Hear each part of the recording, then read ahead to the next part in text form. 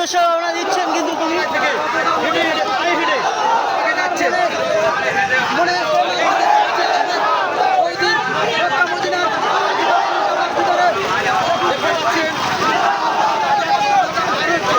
জীবনতলা চৌমাথায় এই মুহূর্তে তিনি চলে আসছে ম্যাক্সিমাম 5 থেকে 6 কিলোমিটার পায়ে হেঁটে প্রতিনিয়ত করছি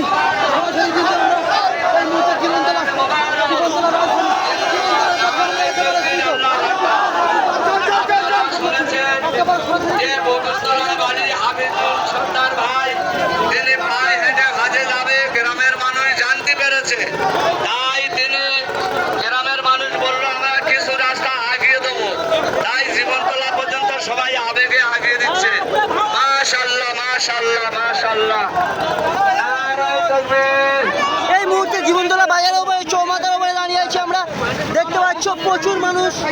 তারাকে এগিয়ে দিতে আসছে কিন্তু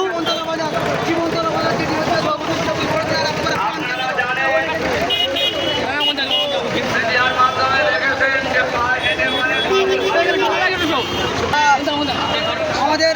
এলাকার পাড়ির নেতৃত্ব তোমাকে সরাসরি জানবো যে একটি ছেলে পাড়ি দিলেন, সরাসরি জানবো হাফিজুল নামে একটা ছেলে, তিনি কিন্তু আপনাদের বিধানসভা থেকে কি বলবেন? আমি বলবো আল্লাহ তার সুস্থ শরীর নিয়ে তিনি যেন হজে পৌঁছাতে পারেন, আল্লাহর কাছে কামনা করবো সবাই মিলে আমরা যাতে সশরীরে ফিরে আসে সেই দিকে আমরা সবাই মিলে আর এই জন্য আপন আল্লাহর কাছে আমরা দোয়া করবো। অনেকটা রাস্তা তিনি কিন্তু অতিক্রম করবে, তার মধ্য দিয়ে দেখা যায়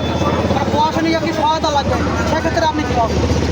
সেজন্য যদি কোনো অসুবিধা হয় নিশ্চিত আমাদের এমএলএ সাহেব সহ আমরা আছি, যে কোনো অসুবিধা হলে আমাদের কাছে বলবেন, আমরা নিশ্চিত সেভাবে আমাদের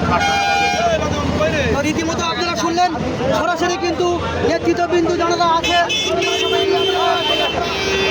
এই মুহূর্তে কিন্তু জীবনধারা চৌমাথার ওপরে আমরা দাঁড়িয়ে আছি,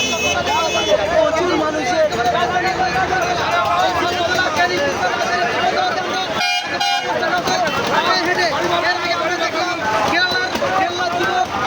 দেখতে পাবে মদিনাওয়ালা প্রেম চ্যানেলটিকে সাবস্ক্রাইব করবে এবং বেশি বেশি ভিডিওগুলো শেয়ার করতে থাকবে।